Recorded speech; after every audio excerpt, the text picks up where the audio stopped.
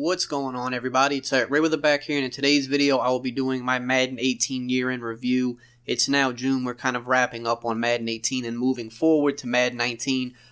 Excited about the news and improvements, and hopefully the game will be better going forward, but we need to talk about Madden 18 now that we've had the full year to play it. We're going to talk about the good, the bad, and the ugly in this video. So if this is your first time checking out one of my videos, make sure to go ahead and hit the subscribe button below. I drop Madden tips. I got all the Madden 19 news coming, so if you want to stay updated, definitely subscribe and hit the bell so that you don't miss any uploads.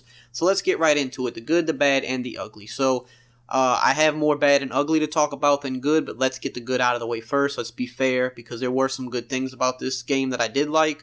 So first off, the Frostbite Engine, I think, was a very good addition. I think it was good that they moved over to the Frostbite Engine now.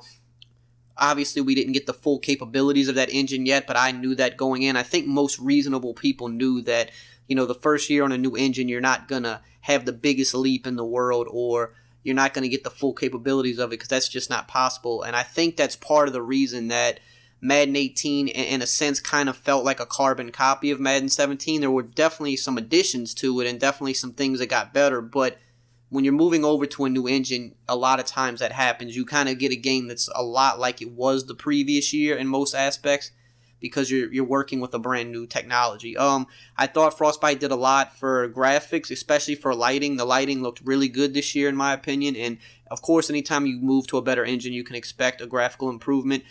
There was no physics package in the Frostbite engine, so I knew going in not to expect any crazy physics or player motion, but we are, hearing that player motion is a big focus for Madden 19, so I feel like, that kind of makes sense. That's the next logical progression. Moving on, I did enjoy the addition of the game styles, which was competitive mode, sim mode, and arcade mode.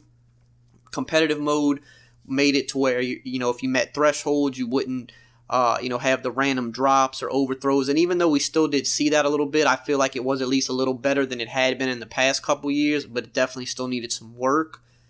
Sim mode was, for the sim guy, for the franchise guy, the more randomness, and things of that nature. And then arcade mode was, actually something that I feel went very overlooked, and it was a very fun mode if you just wanted to pick up and play with a buddy. Like, if you're just at the house kicking it and you wanted to play, arcade mode was really fun. You could have ridiculous aggressive catches.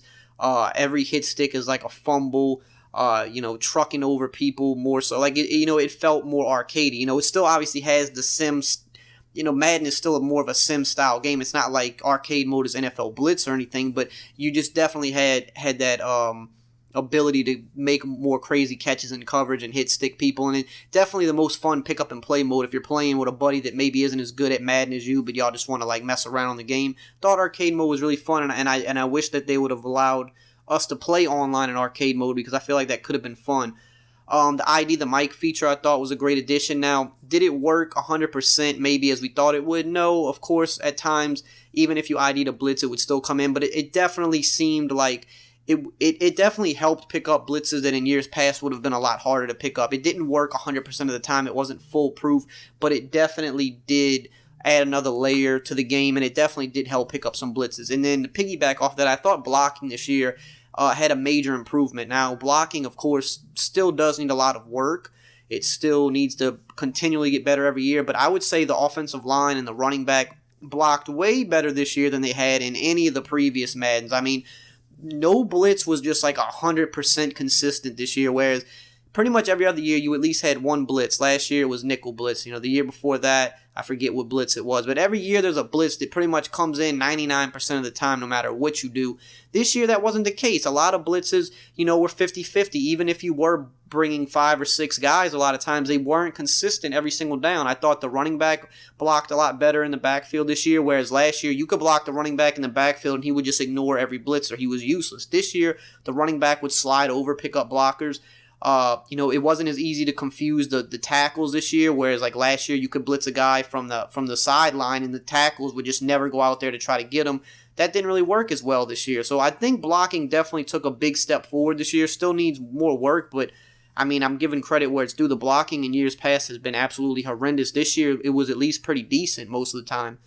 The addition of Mutt Squads was another thing I liked this year. Now, The thing where they kind of failed with it is no play a friend feature, but we're hoping in Madden 19 to get that. But just implementing a team play aspect back into the game I thought was very important. And even though it was a little more bare bones this year and definitely needs some work, the fact that they implemented it back in and put it in the game I thought was a good step forward. So I put that on my list of things that I did like, the fact that we implemented that. So that's mainly most of my likes right there. Not too many, but let's get into the bad, in my opinion. So, the Longshot Mode. Now, on paper, coming into the year, I was for it. I liked it. I thought it was a great idea. I thought it would be, more of a career mode type thing, but we learned that it was really just more of a story mode. It was just a standalone story, which that kind of hurt it. I think you could have had a story mode and still implemented a career mode into it. That would have been fun. It seemed like they definitely took a lot of time and a lot of resources into putting this into the game, and it was something a lot of people walked away from not that happy with because, you couldn't pick your character. Obviously, you had to play as a predetermined character. You had a predetermined story, and then you didn't even get to play in the NFL. You get to the point where you're drafted and boom, that's it. Now you got to wait till next year to play in the NFL. Nothing about it made sense, and if it was going to be a standalone story, they should have at least let you play in the NFL. It shouldn't be something that you say, okay, well, you get to play in the NFL next year. That's a buzzkill for people. They don't want to play a piece of a story every year. You put a full story in the game or don't put a full story in the game or put a real career mode in the game. That's what people really want. Obviously, Longshot took inspiration or was influenced from the journey from FIFA, but if I remember correctly, the journey in FIFA, you actually got to play, for your team. It was a little bit more of a career-style mode. And if that's the case, they should have just copied it completely. Sometimes copying something that works isn't bad, or copying what 2K did, or even NBA Live, another EA game, they had a great career mode. You can copy those things, there's nothing wrong with that, but they try to do something different, and they just put this standalone story in there that goes up to the point where you can't even play in the NFL. It was just, I don't think anybody was truly happy with that. They should have, the story mode in itself was cool. They could have implemented that story, but still had, given you the freedom to create your own player to, pick and choose certain things and then actually go through your career. It could have been just like in NBA Live, another game that they made. They have a story mode built into NBA Live, but you get to create your own player. You get to choose certain things, and you get to go to the NBA and play, but that still doesn't take away from the fact that there's a predetermined story in there for you to play through it first. That would have been fine if they did that for Madden, but they didn't. It just seemed very lazy the way they presented it, and I'm pretty sure they're going to follow up with it this year, so maybe it'll be better this year, but as far as for Madden 18, it was a flop for me and for a lot of people. Getting into some gameplay things, obviously, ball carrier moves were just ridiculous this year. Jukes, spins, the air truck, all of this stuff was just a pain to play against. It didn't matter if you were the better user on defense, if you knew your opponent was going to juke right into you or spin right into you. It didn't matter. If they hit this move, your guy was going to get his ankles broken almost every time. He was going to fall into the ground, get sucked into an animation, and this really killed a lot of gameplay for people this year. This is one reason the run was so overpowered. You saw so much toss and stretch because you could toss it to the outside, and with a juke or spin, you're pretty much guaranteed to make the first guy miss every time, and there's some situations where that's the only guy that's there to make the tackle. Maybe you didn't call the best defense in the world, but you still had a one-on-one on the outside, and you at least should have had a chance to be able to make a tackle, but this year, you really didn't have a chance to make that tackle because it was almost a guarantee that you could break their ankles the first time every single time. And it just got frustrating for people to play the game when you knew what someone was going to do. They were going to juke right into you, but you had no control over your guy. You were forced into an animation and then had to watch him run down the field. The air truck, I mean, you can literally do the truck mechanic with no one around you or with someone maybe 10 yards away from you, and the whole team will get sucked into an animation. They bite on a truck, even if they're not near your guy, and they act stupid, and then it just allows you to run down the field for a huge gain. So ball carrier moves were terrible and really ruined gameplay this year. The rack swerve that came into play later in the year, not as, I guess, bad as the swerve last year, but so much easier to pull off. You have especially in Mutt, you have a Randy Moss type guy, a tall, fast player that you can just rack swerve, and it doesn't matter if you're in position to stop it. He's going to get the animation, and your guy's going to dumb out, and you're probably going to score a touchdown. The thresholds, for the most part, I thought were pretty decent, but the 91 zone threshold this year definitely, it was a little too overpowered, just to be honest. There's guys in certain zones that can just defend way too much. You can have a guy in a hard flat and he'll still defend a corner route if he has 91 zone, if he's tall enough. That's ridiculous. That's if you call underneath coverage and I have a deep route going down the sideline, I should be able to beat you, but because 91 zone, he could break on that and defend a corner route, but also still defend a hard flat. And it made it to where a lot of basic route concepts in the NFL weren't able to be used this year. Like, for example, a curl flat. You can't run a curl flat at a cloud flat zone or a hard flat zone if they have 91 zone, because they can defend both the curl and the flat route, and that's not how it's supposed to be. The whole purpose of a curl flat is to make that guy choose. Does he want to defend the curl or the hard flat? And then if you make the right read, you should be rewarded for that. 91 zone was just a little too overpowered this year, and I hope they definitely address that going forward and make it a little bit more balanced.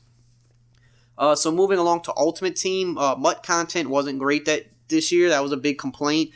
We've had a lot fewer promos than in years past, and people wanted more content, and they just simply weren't getting as much as they wanted.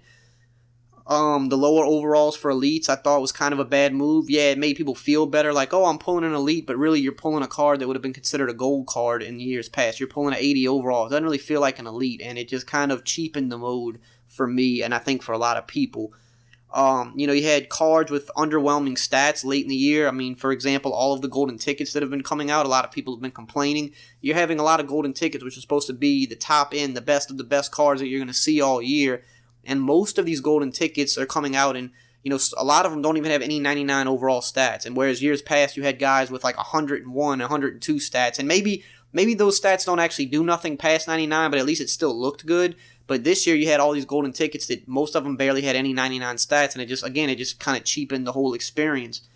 Going back to gameplay real quick, because I forgot about this, target passing completely flopped, plain and simple. The idea was great. I would say the idea was amazing even. It was something we were all excited about, something we've been wanting, but it just wound up being something that almost nobody used. It just wasn't practical. The way that you had to actually trigger the target passing wasn't really that easy, and especially in the middle of game, with pass rushers rushing at you, block sheds, it takes too long, and it was just a little too intricate, and it was just one of the worst features probably ever implemented into the game. Rex even admitted it was a fail and a waste of resources. I do think I give credit for the idea. I feel like you have to give credit for the attempt, because not everything that you put in the game is going to hit, but all of those come out of the same thought process, right? Some of the stuff they've put in the game has been great, but some stuff you put in, some of it's going to flop, and I definitely give props for the idea, but it was definitely one of the worst features ever implemented. So, I wasn't really pleased with Madden 18 this year. This overall was just one of my least favorite Maddens of all time. It was too much of a copy of Madden 17, but with worse gameplay in my opinion. It was Madden 17, but with jukes and spins being unstoppable. It was Madden 17, but with the air truck. With the whole team simply getting faked out by performing the truck stick, whether they were near your guy or not. And then you say, well, at least it didn't have the swerve catch, but later in the year the rack swerve became a thing, and the rack swerve was maybe not as overpowered as the swerve from last year, but it was 10 times easier to pull off in Madden 17 than it was in Madden 17. It was Madden 17, but with coaching adjustments that never worked properly. That's another thing. Coaching adjustments just never worked properly. You can have your ball carrier with 98 carry on conservative, and he'll still fumble 2 times a game. Earlier in the year, you could have pass rush on aggressive and never jump off sides. You could have your ball carrier on conservative and still juke people. It was just, it was a mess all year. It never worked properly.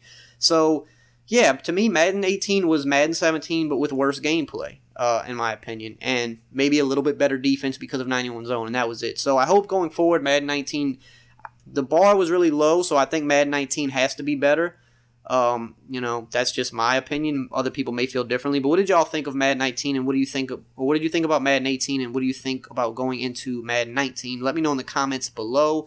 And as always, if you enjoyed this video, just drop a like, comment, subscribe, and I will see you guys next time.